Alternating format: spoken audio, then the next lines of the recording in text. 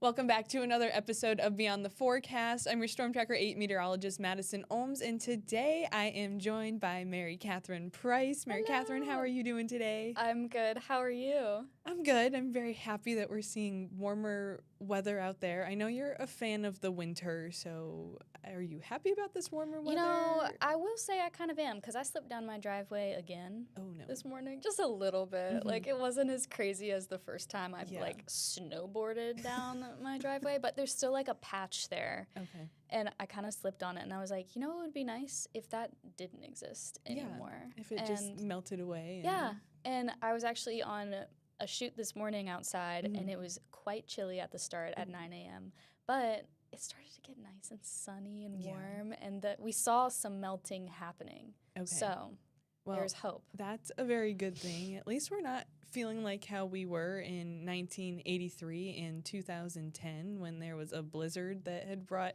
18 inches of snow to Richmond and up to 30 inches of snow in Northern Neck.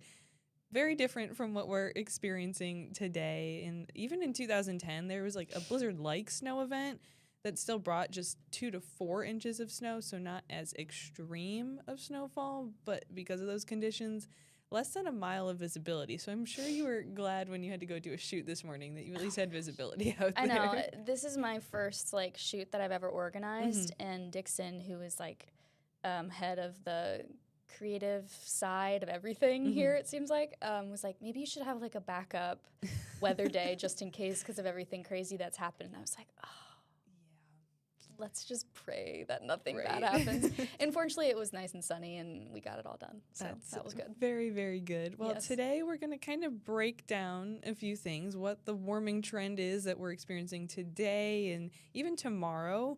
And then Valentine's Day weekend, I know a lot of people have plans coming up, but there is a little bit of a system that could be impacting our weekend plans. And I don't know about you, but I've been heavily invested in the Winter Olympics this year. We were just talking about it. I have not watched like anything. I feel so behind because I want to. I love the skating, especially, is so fun. I need to like catch up. Yeah. It has been kind of a doozy. I've been super invested, not just in the skating, but kind of whatever's on. I feel like they've been giving really good facts and information about the scoring this year and all of that sort of thing. So I feel like an expert, even though I most definitely am not. But on the topic of our warmer temperatures, this is taking a look just across the nation over the last 6 hours with our little satellite and radar loop. And we see this big cold front that's kind of over portions of Indiana and Ohio. And that is going to bring us a little bit cooler temperatures as we're heading into later in the week. But today we're still experiencing warmer than average temperatures, meaning we are above 51 degrees. Wow. That's going to be our high temperature today. And today is the first day since January 23rd that we are actually above 50 degrees, which I thought was kind of crazy because that was the day before our huge storm that we had that brought the snow and the sleet and a little bit of that freezing rain. And to think that was just one day before all of that happened and we've been experiencing all this crazy ice and cold is just mind-boggling to me. Yeah, that's crazy. I don't remember ever being this cold for so long here. So it's definitely been nice. Like, I just ran and got coffee before we got here, and I was like, wow, I don't even need a coat out here. Yeah. Like, I just wore my little sweatshirt, and I was fine. I know. I feel like I don't need all my layers. I've been wearing my scarf these last few days, trying to bundle up there, adding extra socks. And today I was like, oh, I just need a light jacket outside. Yeah. And I might not even need that heading out the door to go home today. It feels so nice outside. And even tomorrow, we're still going to be seeing that warmer trend. Even most of the United States is actually going to be kind of feeling those warmer temperatures due to this upper level ridge, and that's really locking in some high pressure over us here, and that's just not allowing stuff to move all that much. So we're seeing those warmer temperatures lock into place, at least for today and tomorrow. But then tonight, we are seeing that cold front that we saw on our big U.S. map that could pass through, and it's not really going to bring us those cooler temperatures tomorrow, but especially for the day on Thursday. But as it's passing through, it's not completely out of the question that some of us may see just a few spotty showers tonight, and by a few of us, and by spotty, I mean almost nothing, but it still could happen just as it's passing through overnight tonight. So that is not something I am hoping that we see some rain, but even though we're having these warmer temperatures and that cold front passes through, we're going to see back to the 40s, so still right around average, but definitely cooler than today and tomorrow. So I wish we could stay in the 50s and close to 60, but that's just unfortunately not the reality of it. It beats like 3 degrees though. Yes. Let's be honest. When those wind chills were feeling like negatives a few weeks ago, I was not a huge fan of it. No. But thankfully, looking at our 14-day temperature outlook towards the end of February, that's still showing us a warmer trend, which means even though we're starting to maybe dip down a little bit from that cold front that passes through, it's not going to be extreme Arctic cold air that's being pulled down. It's just a little bit of a change in our weather pattern. It's just not going to be anything like what we had been seeing at the end of January to start off this whole month with all those frigid temperatures and that cold air and all those extreme winds on top of it. I almost got blown away, I feel like, the other day. Last weekend when we had those crazy winds on Saturday, it made it feel so cold, and I felt like I could barely stand up outside when I had to run some errands. Yeah, the wind definitely made it just that one step worse than it was. Like, if it's cold, fine, but if it's cold and windy, right, it's just a whole different story. I can handle the cold and sunshine, but you add clouds and you add the wind, and it just is brutal. I didn't want to leave my house. It was too much. But for Valentine's Day weekend, we're not going to be experiencing anything crazy, but there is a chance to see a little bit of rain pop up. Now on Saturday, still in the upper 40s, close to 50, cloudy skies, but really no rain impacting the majority of the day. If people have really late night plans, that's when they could start to see some of that rain start. And then on Sunday, it's just going to kind of be a dreary day, unfortunately. So thankfully, though, it's not going to impact our holiday all that much. We see that cold front pass through tonight into tomorrow. So tomorrow afternoon, not too many clouds, lots of sunshine, still really, really nice outside. And then that high pressure system that's over Chicago is going to kind of make its way over to us. So that still is why we get to see a lot of sun by the end of the week. But that system is going to be ramping up just to the south and west of us, closer to Texas. And that's really like going to bring a lot of energy. But thankfully, it's not going to impact our Valentine plans. I don't know if you have anything going on for Valentine's Day this weekend, or are you taking it easy? Taking it easy. I have a surprise for my husband, but it's not a location. It's just a little gifty for him. And I don't think he's watching. But you don't want to spoil it. I don't want to spoil it, no. But I think we might just kind of take it easy, maybe cook something at home together, and just, we're kind of homebodies. We're kind of boring in that way. But I love it. I'm the same way. Yeah, it's great. Well, if you did want to go for a walk or do anything outside, you are going to be in the clear. It won't be until really late Saturday night into those hours on Sunday that the rain really starts to move in. And we see a little bit of blue and a little bit of pink showing, maybe a mix or some snow for some folks. I'm really anticipating if anyone sees snow, it's going to be very northern Virginia, and it's only going to mix in with that rain. It really is just going to be a very wet event, which is going to help us because we're still in a very severe drought scenario. So this is much needed rain, but it's going to last all day on Sunday, again, bringing very dreary conditions, and then clearing out of the way right around sunrise on Monday when we're starting off our day. So it's not going to impact too much of our work week, which is something I am very thankful for because I hate walking out in the rain, especially when it's cold rain and we're still in the 40s a little bit. It's just not fun. Yeah. And I had a question.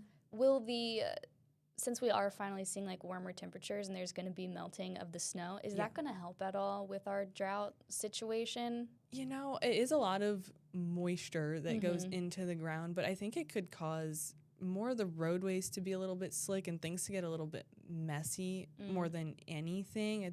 I don't think it's almost too saturated for our ground to be able to absorb it all that much, but that is something I'm going to have to dig a little bit deeper on because I'm still learning a lot about just Virginia in general and how, different waterways are affected, and our rivers especially, we could maybe see a little bit of a rise as we start to see more of the streams and the water trail into the streams. But I'm not anticipating it to help us a ton because we really need that rainfall to still aid in a lot of those drought situations. Gotcha. Yeah.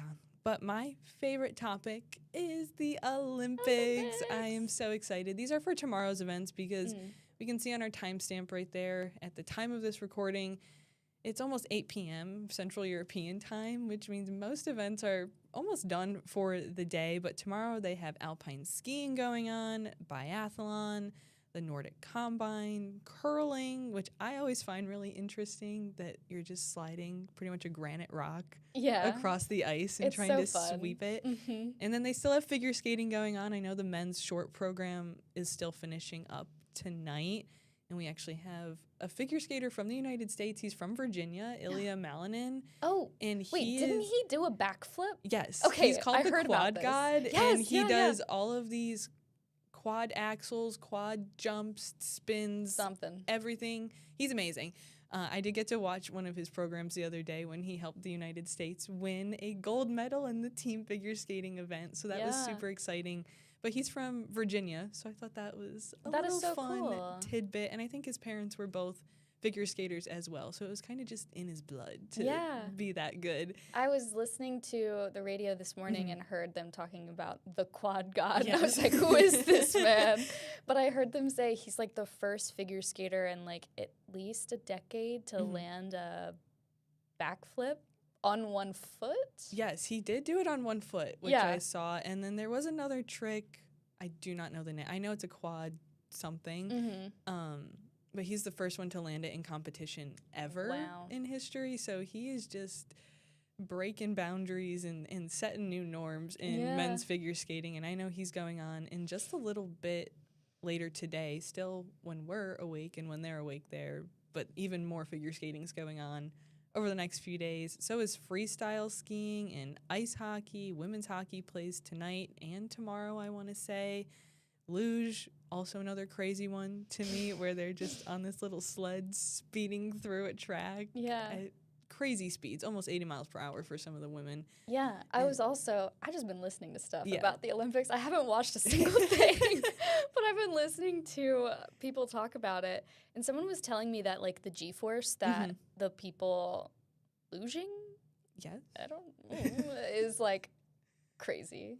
Like they have to train really hard, and like just the slightest different angles they make with their body as they're going down can like change the amount of force that they're feeling as they like hit those turns. Right. It doesn't even look like when they're performing that they're doing anything, but I do know they are manipulating it with slight movements of their bodies. Their but it's core strength is probably crazy, right? It has to be absolutely insane. I know just so many of these Olympic sports, you're going at such high speeds, especially for the winter sports. And you mentioned the G-force. Some of them go up to 5 Gs, which is just an insane amount of force on your body when you're going that fast too. I give them a lot of credit to be able to do what they do. The Winter Olympics always impress me so much. And then we still have snowboarding going on and speed skating as well. And that's another one where people are just flying by. I don't know how some people get into these sports, but again, more credit to them. I know. It must be something that they like,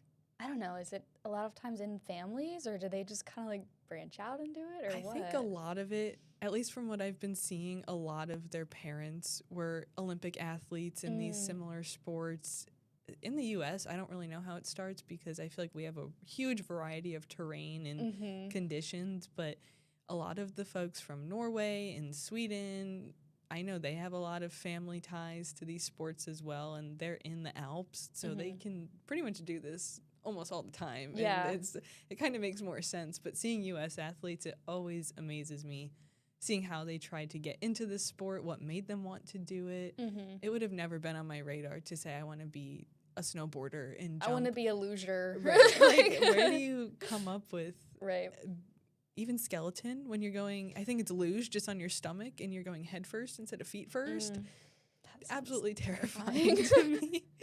But the U.S. is doing pretty good so far. We got 2 gold medals. One of them is in that team figure skating event that I had mentioned. Took a few notes here as well. Alpine skiing is our other gold, and that's where we got our 1 bronze medal, and then our 1 silver medal, or 2 silver medals. One of them is cross-country skiing, and the other is freestyle skiing. So we're starting to add them up a little bit. We got 5 medals so far. Unfortunately, we're not on the leaderboard at the current standings because there's still lots of events going on. This is also a live shot of Milan behind our leaderboard right there, seeing what's going on in the city there. But Norway is killing it. 11 medals total, 6 gold medals. Switzerland, 3 gold medals. Even Italy, they're racking them up too. 11 medals, but most of them are bronze. And then Japan, not too bad either. 7 medals total. So hopefully the U.S. is still going to be able to pull out and do some really great work with some of the sports that we still have coming up. Yeah, I'm sure we will. I feel like we're always kind of good, I don't know. It's just so exciting. I feel like because the Olympics are just so sparse, we don't get to experience it all that much. And I've done a lot of learning this Olympic season, so it's been exciting trying to learn about new things that you don't get to see every day because the winter sports, I feel like, are so different and niche compared to the summer sports where it's running and swimming and a lot of people, I don't want to say a lot of people, but more people do those activities than hopping on a little sled and going at 80 miles per hour. Well, I was just thinking, there's one that I love to watch, and I can't remember what it's called, but you're like skiing, and then you stop and like shoot something. I think that's biathlon. Okay. I was reading up on that one because that one's always so fascinating to me because like you're skiing. I imagine you're like out of breath, and then you have to like focus and like hit targets or something, and then you just got to start skiing again. Yeah, I love watching that one because it just boggles my mind.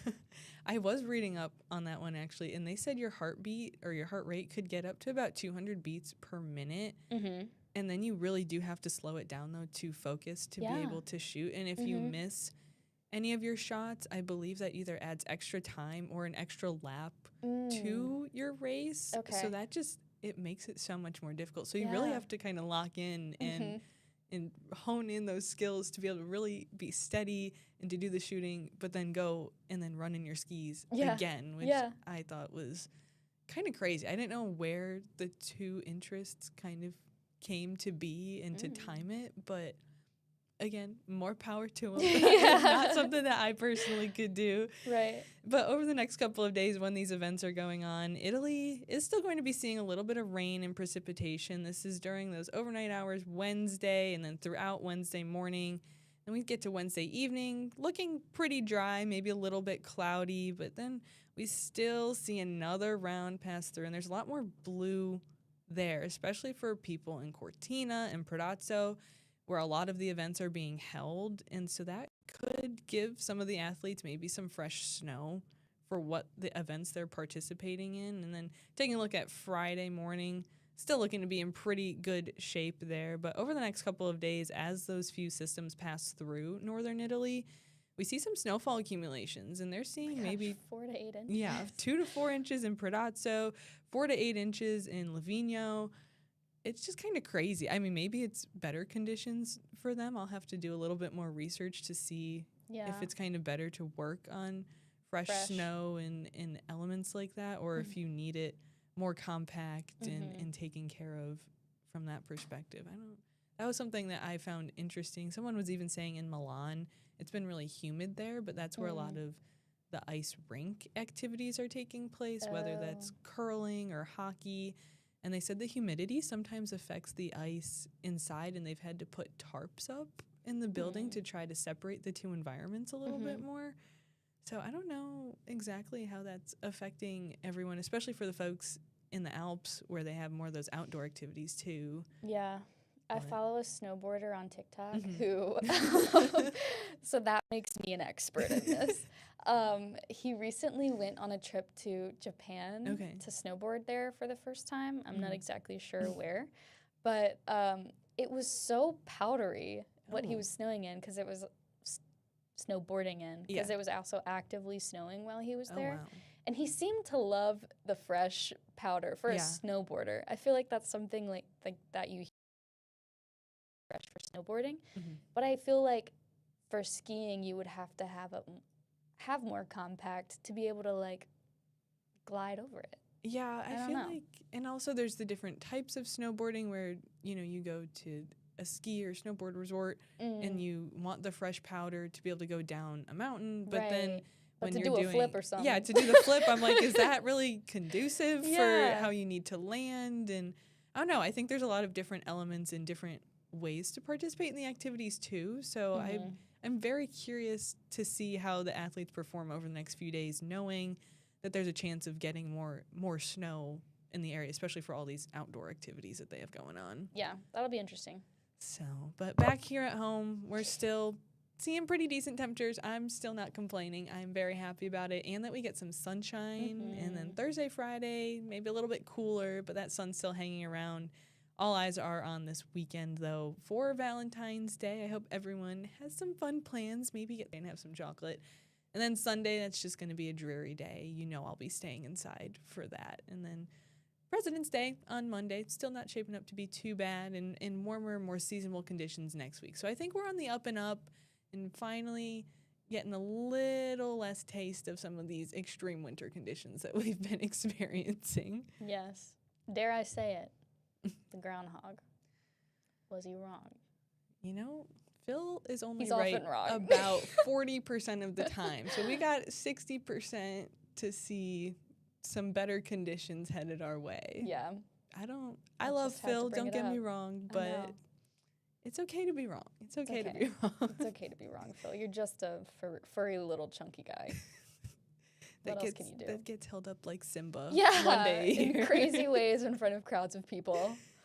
Well, thank you so much for joining me, Mary Catherine, and thank you all for joining us on today's episode of Beyond the Forecast. As always, we will keep you all updated. Have a good one. Bye.